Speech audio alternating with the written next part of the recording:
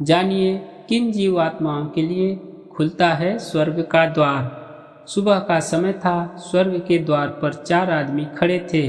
स्वर्ग का द्वार बंद था। चारों इस इंतजार में थे कि स्वर्ग का द्वार खुले और वे स्वर्ग के भीतर प्रवेश कर सके।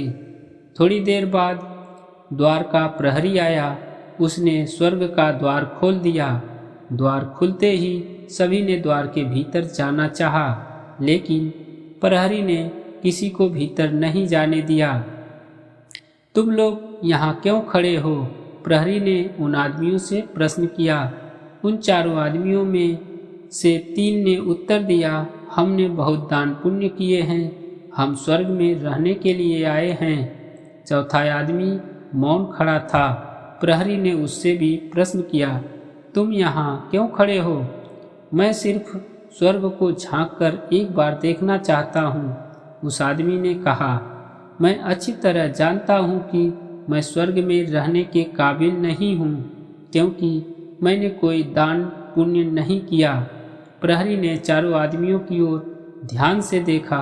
फिर उसने पहले आदमी से प्रश्न किया, तुम अपना परिचय दो और वह काम बताओ जिससे तुम्हें स्वर्ग में स्थान मिलना चाहिए। वह आदमी बोला, मैं एक राजा हूँ। मैंने तमाम देशों को जीता।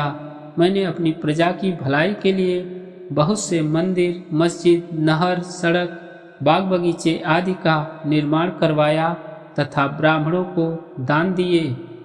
प्रहरी ने प्रश्न किया, दूसरे देशों पर अधिकार जमाने के लिए तुमने जो लड़ाइयाँ लड़ी, उनमें तुम्हारा खून बहा कि तुम्हारे सैनिकों का? उन लड़ाइयों में तुम्हारे परिवार के लोग मरे कि दोनों ओर की प्रजा मरी?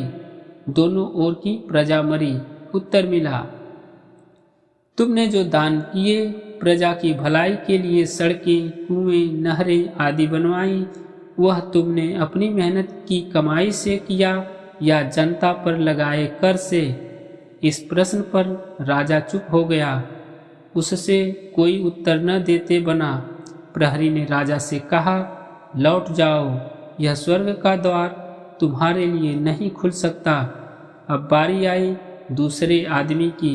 प्रहरी ने उससे भी अपने बारे में बताने को कहा। दूसरे आदमी ने कहा, मैं एक व्यापारी हूँ। मैंने व्यापार में अपार धन संग्रह किया, सारे तीर्थ घूमे, खूब दान किए। तुमने जो दान किए, जो धन तुमने तीर्थों में जाने में लगाया, वह पाप की कमाई थी। इसलिए स्वर्ग का द्वार तुम्हारे लिए भी नहीं खुलेगा। प्रहरी ने व्यापारी से कहा। अब प्रहरी ने तीसरे आदमी से अपने बारे में बताने को कहा।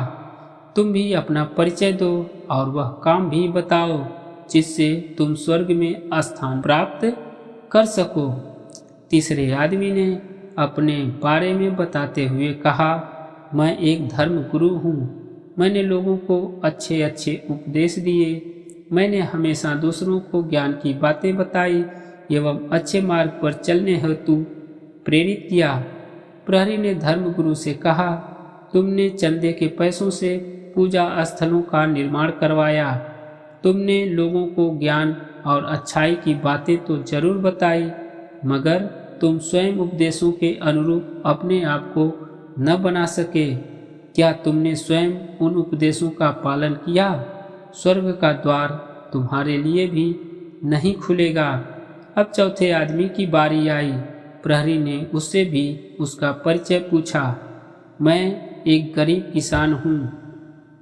उस आदमी ने विनम्रता पूर्वक उत्तर दिया, मैं जीवन भर अपने परिवार के भरण पोषण हेतु स्वयं पैसों के अभाव में तरसता रहा।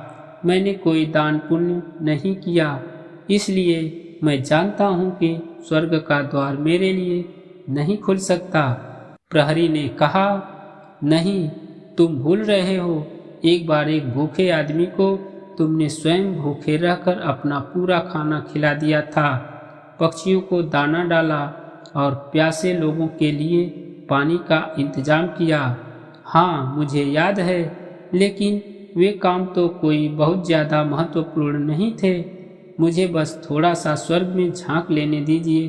किसान ने विनती की। नहीं, तुम्हारे ये काम बहुत ही महत्वपूर्ण हैं। प्रहरी ने किसान से कहा, आओ, स्वर्ग का द्वार तुम्हारे लिए ही खुला है। सद्गुरुदेव ने हमेशा यही कहा कि अपनी मेहनत की कमाई से भलाई के कार्य करो। दूसरों का सुधार करने की अपेक्षा स्वयं का सुधार करो। गुरु के वचनों को अपने जीवन में उतारो एवं गुरु जो करे उसे करने की कोशिश न करो। गुरु जो कहे उस आज्ञा का पालन करो, तभी तुम शिष्य कहलाओगे।